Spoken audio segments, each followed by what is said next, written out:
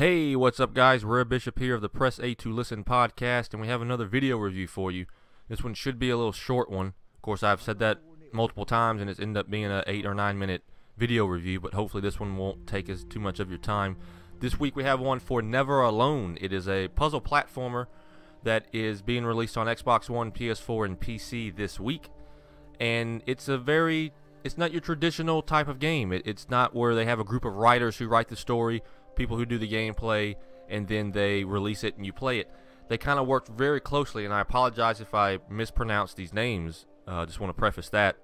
They work closely with an Alaskan community called the Inupiaq, which basically they help them through every phase of development. They kind of do, you'll notice in the video there'll be subtitles. It's because the language they're speaking is not English.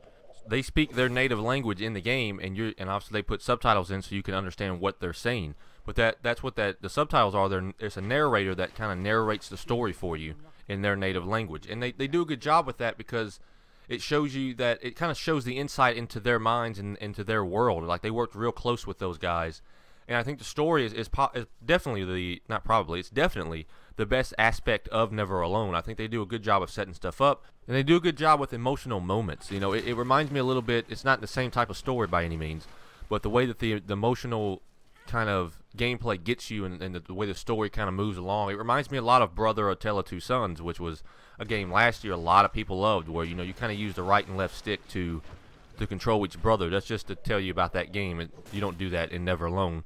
Never Alone is a very simplistic kind of puzzle platformer. The whole point of it is for you to interact with the story, to get to know more about the Inupiaq community and how they think and stuff like that. It's more of an interactive game than it is an actual full-on game. But the gameplay itself, it's a side-scrolling puzzle platformer. You go through, and you have yourself, and you have a fox. The fox kind of comes into play a little bit later on in the game, a little bit more, but I won't spoil that or anything for you. But since you're in Alaska and you kind of go through these villages, you'll see that the majority of the gameplay is used with wind, is used with the snow, is used with the ice. So you'll have instances where, if you don't want to get your character knocked down, you need to hold down the B button on Xbox One to brace yourself so you don't get blown back from the wind. To switch, and it is a co-op game, so you can switch characters between your character and the fox. So you hit just Y button at any time to do that triangle if you're on PS4, and that means that the game can also be played in co-op. So if you have a loved one or you have someone nearby who you want to come help you, they can play as a fox, you can play as the main character and stuff like that. But the actual gameplay mechanics, there are puzzles where you need to figure out how you're going to traverse from one side of the ledge to another side. So sometimes you'll need to use the wind to give you momentum to push you to that next ledge. So they kind of use that in cool instances. And then there are times where if you play as the fox, you need to be able to jump. You need to climb the wall, kind of like hammer the A button to climb the wall, X on PS4, and then do a little quick back jump, and then do it up another wall to get to a certain point where you'll need to then bring it looks like kind of like a glowing white circle that you bring down to your main character. Then your main character has basically a weapon that it will throw to that white circle, and that will then make platforms for you. I won't spoil what those platforms are or how they're anything like that, because again that ties into the story that I don't really want to spoil, because the story is, I think, something that it's the main reason why you want to play this game. It's the platforming's there, don't get me wrong, but I think that's just the story is the main reason you would pick this game up. But that gameplay I just described is an instance in the game where you would kind of need to use certain elements together to progress through the actual story. Also throughout the game, you'll come across owls that will sometimes be sitting on perches or be sitting on a bank of snow, and those will unlock cultural insights. My apologies.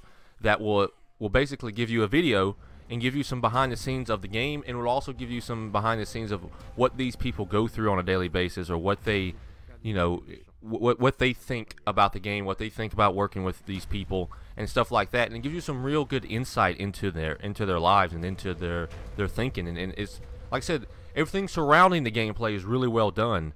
The gameplay kind of lacks a little bit. It's kind of a very simplistic puzzle platformer, and I'm sure that's what they were going for. They didn't want it to be overly tough or anything. And the other thing that kind of hurts the game is the fact that it's about 3 hours long, 3.5 hours to complete. It's not super long, and I think for $15, I think that's a little bit on the short side. I think if you're someone who really enjoys emotional type games, really gets invested into them, I think this game is easily worth it for you. If you're the type of person who kind of respects a longer type game, especially if you're spending $15, you want to spend more than 3 hours, then maybe this game could possibly be a pass for the moment until it goes on sale. I would say that the story itself, if you don't even pick it up, at least try to watch some moments, cultural insights for yourself online, kind of get some background in it, because the story itself is very well done. But that's about it for this video review. I know I explained it kind of real fast. I wanted to get this review out, and I wanted to make it as short as I possibly could. But with that, thanks for watching.